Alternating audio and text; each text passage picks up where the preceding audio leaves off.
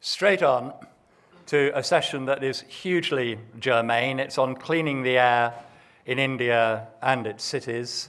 As Suman Berry mentioned earlier this morning, you'll notice perhaps that TERI have very kindly arranged for a small miasma of fog to hang over the Habitat Centre, such is the influence of TERI, in order to focus our minds on what is an increasingly serious issue. We are going to start off with a video message that's specially been recorded for this summit from one of the world's leading campaigners on climate change. He's Michael Bloomberg. He was 3 times mayor of New York City. He's the founder of Bloomberg LP and Bloomberg Philanthropies. And now he's the UN Secretary General's Special Envoy for Climate Change. And Mr. Bloomberg also helps lead 2 global networks of cities taking the initiatives on helping to combat climate change. So I think we now have his video message for you. Bloomberg Philanthropies is glad to work with TERI and support this year's World Sustainable Development Summit. When I was mayor of New York City, our team saw how economic growth, public health, and environmental sustainability go together. In response to a history of poor air quality, we instituted efforts like the new energy efficiency guidelines, facilitating building switch to cleaner fuel and planting 1 million new trees, making New York's air cleaner than ever before. Carbon emissions fell by nearly 20%. Life expectancy increased by 3 years, and job creation rose to record levels. The lesson is clear. People want to live where the air is clean, and where people live, businesses want to invest. That's why we're glad to support India's National Clean Air Program, which swaps dirty cooking fuels for cleaner alternatives, reduces vehicle emissions, transitions away from fossil fuels, and taps into the power of its cities. India isn't just tackling climate change, but is on its way to a healthier, more prosperous, and more sustainable future. Thank you for all that you're doing to promote sustainable development in India and around the world. All the best for a successful summit. Excellent, very good. So we've got an excellent panel for you. I'm just going to introduce them in turn. We're going to have a keynote address from Mr. C K Mishra, who's Secretary of the Ministry of Environment, Forest and Climate Change. We're going to hear from Dr. Mathur, Director General of TERI, who is also a member of the Prime Minister's Council on Climate Change. From Ms. Ailun, who's Director of Global Air Pollution and the Environment Programme of Bloomberg Philanthropies. And we also have joining us on the panel Mr. Ritesh Singh, Joint Secretary at the Ministry of Environment, Forest and Climate Change. And if I may, I would like to first invite Dr. Mishra to make his keynote address. Dr. Mishra.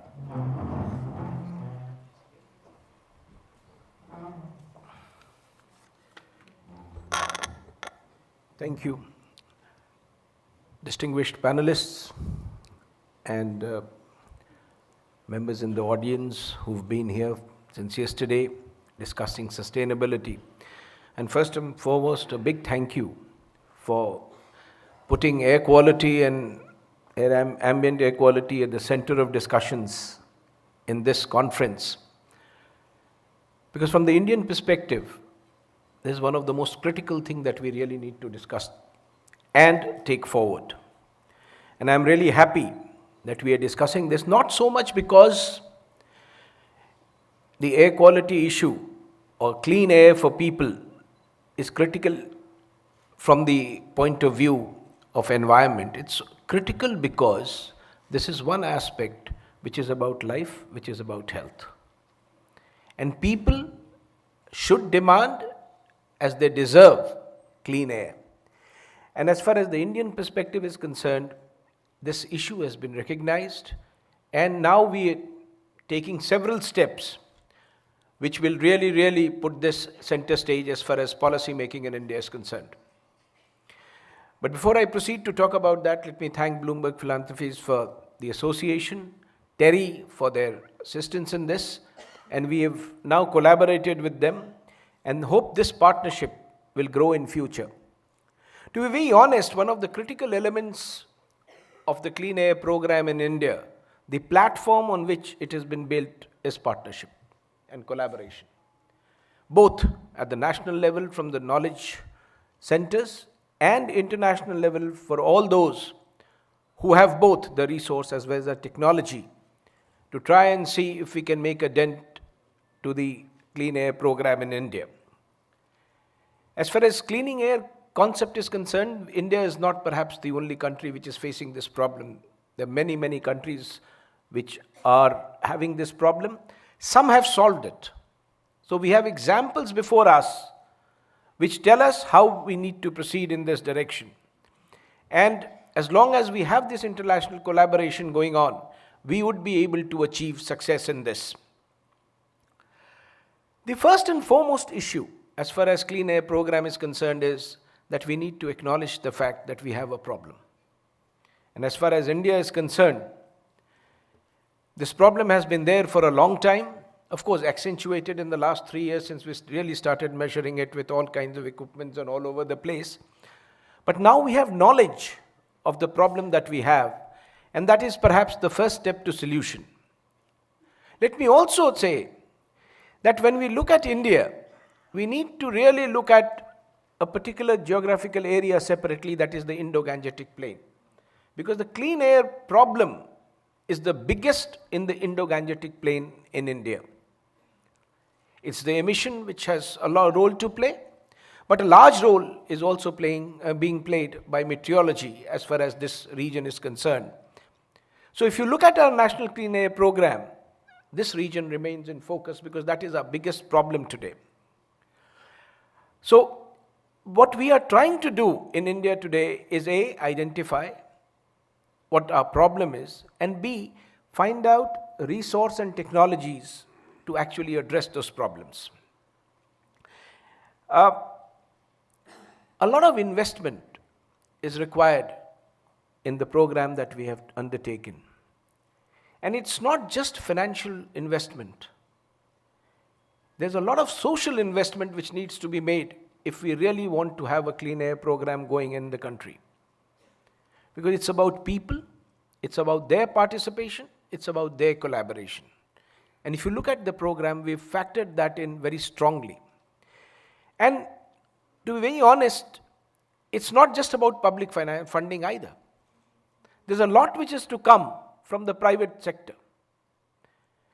In whichever aspect of emission you see, private sector will always have a major role to play.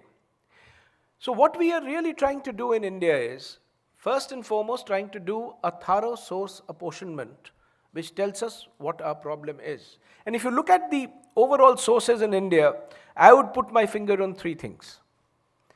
A, emission from the industries, B, emission from the vehicles, and C, the coarse dust that emanates from the construction industry. If we can really put our fingers on this and handle these 3 things, I think we would have done a good job. And in the transport sector and the power sector, there's a lot that we need to do if we really need a clean air program. The National Clean Air Program, in fact, has specific attention to these aspects.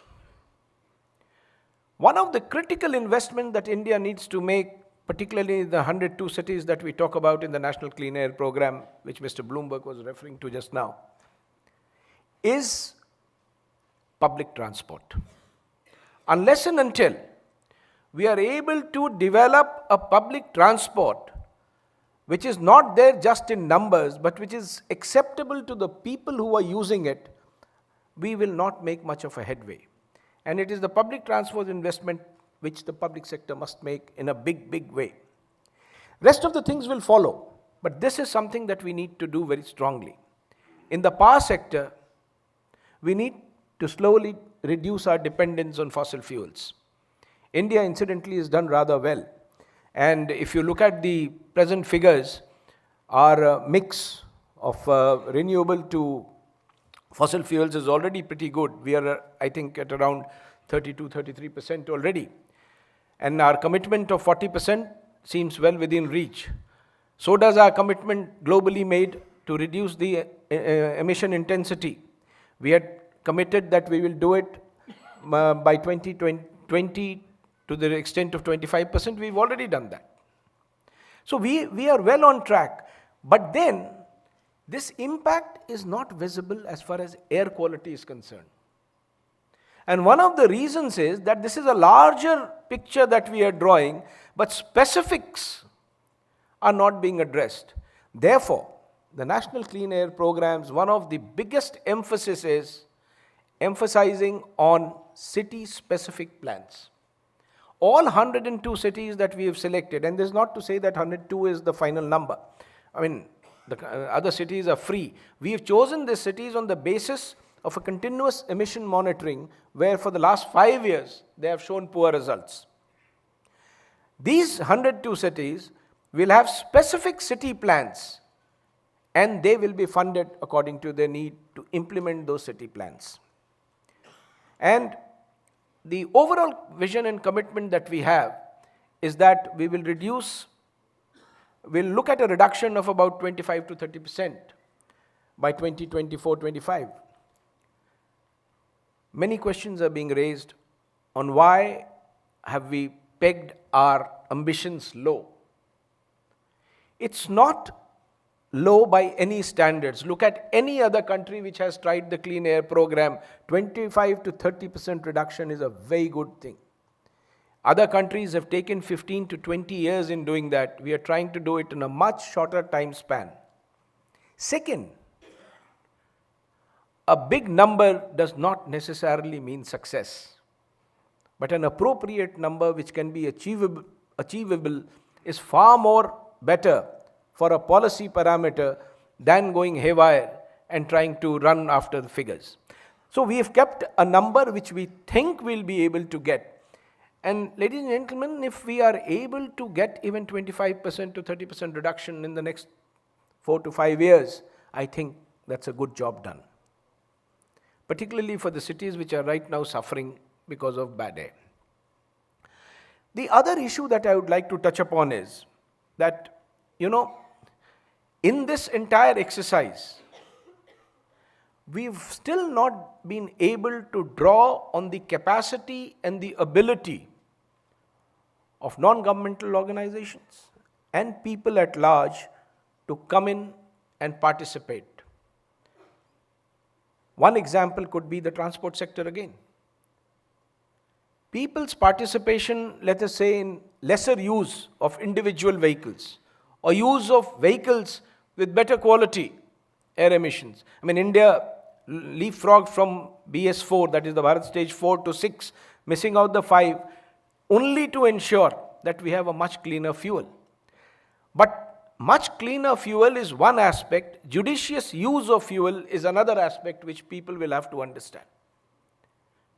Similarly, in the construction sector, it must be understood that the emission that you're individually causing may not seem to be a problem to you, but cumulatively, it's a huge problem.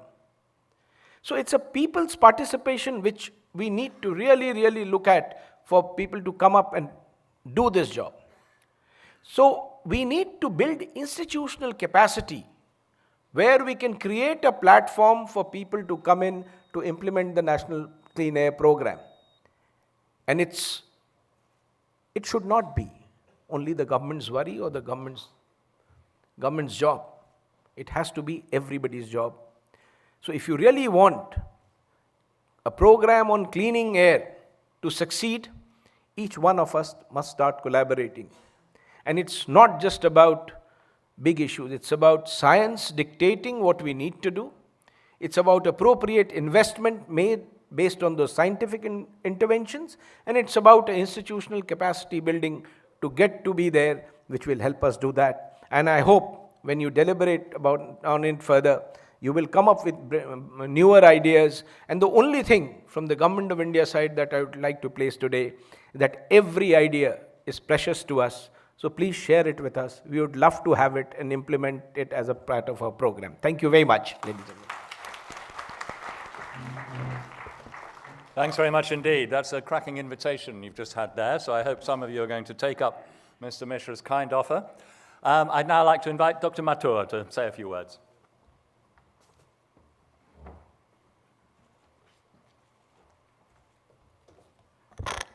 Thank you all very much. Mr. Mishra, Mr. Ritesh Singh, Ailun. It's a pleasure to start off this discussion on the air quality in the country while we are sitting here in Delhi. As Mr. Mishra mentioned, there is a commitment to move towards a cleaner air because people's health matters. As we move ahead, I think you have laid down the recipe. Figure out where the pollution comes from, the source apportionment. Make sure that you look at the actions which matter. And number 3, institutional mechanism which makes this happen. In this background, I think it is important to figure out all the 3 and create the partnerships which are important to make these 3 actions happen. We are very proud that today we also launch a partnership which helps in all of these actions. I may point out that in the recent past, a source apportionment study for Delhi, of which we were partners, found that many of the emissions, 30% of the emissions, nearly 30% of the emissions, come from the sources that we know, but through a rather strange route. They're the so-called secondary particulates. So things that are emitted as gases. For example, when we have cars producing emissions which have gases with sulfates in them, or diesel gensets which burn and produce some sulfates. And then around the city, you have large agricultural area where there is fertilizer used, and therefore there are emissions which have ammonium in them. In the atmosphere, the chemistry causes ammonium sulfate particles to be formed. Ammonium sulfate particles are not emitted from anywhere, but they result from actions in the atmosphere. And they become a large part of what we see. I think it is important, I want to emphasize, that we understand where the emissions are coming from. The issue of, as Mr. Mishra said, of data-based science leading policy. Working with Bloomberg Philanthropies, I hope would facilitate this effort for not only Delhi, but a number of cities. Help create the intellectual capital through which we can influence and guide what is it that India needs to do. Help focus on actions, see what makes sense, what is more effective than others.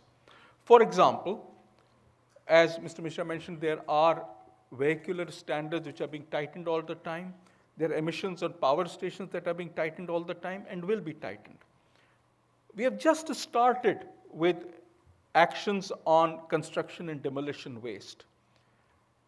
We need to see what other countries, other societies have done to manage this far better to the levels that emissions from construction and demolition waste are much, much lower than they are here in Delhi and in India. Together, I think, and I repeat what was said earlier, together I think we can make a difference. We have come to the point where all of us realize that it is in nobody else's, it's in our own benefits that we move to curb air pollution. We look forward to working together to make Delhi's and this air over every Indian city safe and actually a pleasure to breathe. Thank you. Excellent. A pleasure to breathe. That would be a wonderful achievement, wouldn't it? Now I must invite Ms. Ailun Young, Director of Global Air Pollution at Environment Program at Bloomberg Philanthropies. Share your expertise with us, please. Thank you. Thank you, Dr. Ajay. Thank you, Secretary Mishra. Thank you, everybody. I'm really pleased to be here. I think I will start with a quick introduction of Bloomberg Philanthropies and talk about our partnership. Is this show? Yeah, Oh, okay. Very good. Okay, so Bloomberg Philanthropy is the organization that manages the philanthropic activities of Mr. Michael Bloomberg. And the mission of this organization is to ensuring the better, longer life for the greatest number of people. We work in more than 120 countries. With our new program that is being announced today, we hope to put even more dots on this map that show that is India. This foundation currently focuses on 5 different areas that includes arts, education, environment, government innovation, which is, by the way, the program that worked with India on the Smart City Challenge project, and also the public health program. Altogether, as you can see, the giving of Mr. Bloomberg has increased significantly over the last 20 years. Last year, the foundation gave out more than $702 million US dollars, which makes us one of the biggest foundation in the US. At the environment program, this is the list of things that we work on. I don't want to go into the details, but there's one program I really want to introduce, which is the program that we're very proud of. And the program is called Americans Pledge. As you know, when President Trump came into office, he announced that America will withdraw from the Paris Agreement. And on that same day, Mr. Bloomberg and then Californian Governor Jerry Brown came together and said it is very important for the U.S. to show that whatever Washington, D.C. decided did not represent the will and the commitment of America. And the idea of Americans Pledge is to bring in cities, states, business, ordinary citizens to show that we are still in Paris Agreement and America care a lot about climate change. And that is really an example of the type of leadership that Mr. Bloomberg has on this topic in the US. Of course, our program work across many different continents. However, air pollution is a topic that we care deeply about. And that started when Mike Bloomberg was the mayor of New York City. The program Plan NYC is a program that was put into place to improve air quality in the city of New York. Within the time, within 6.5 years, that program brought the air pollution level in New York City in its lowest and reduced some of the major pollutants by almost 70%.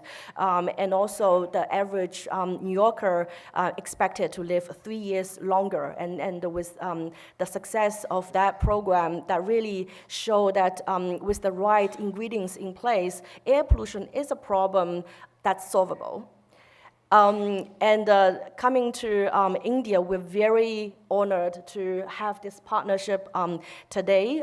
We would like to be the knowledge partner of the National Clean Air Program, and we're very happy to launch this partnership. Of course, I want to also mention a list of other partners we have in this program. TERI, of course, also Shakti, C-STEP, WRI India, Ajay, and others. We really came into this partnership with a lot of optimism. We believe with the right kind of political leadership, with the right kind of partners, we can really make something happen. So thank you again, and I hand this over back to the facilitator. Thank you very much. Thank you very much, Ailun, and very good to be reminded that America extends far beyond the present incumbent of the White House.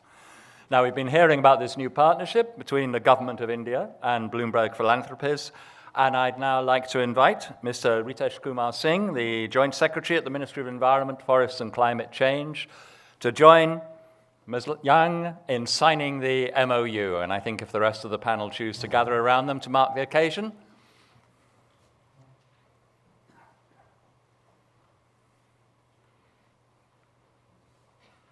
Just wait for the photographers to record the moment.